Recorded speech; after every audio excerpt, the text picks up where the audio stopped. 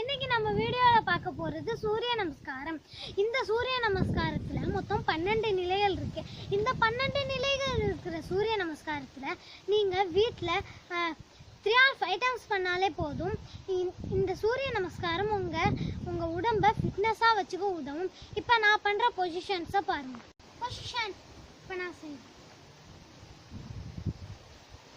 Position 1 5 தடவை ஒரு நிலைக்கும் 5 தடவை மூச்சை நல்லா இழுக்கும்.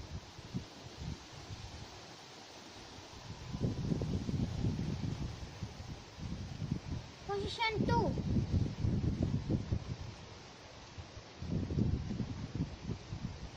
Position 3 position 4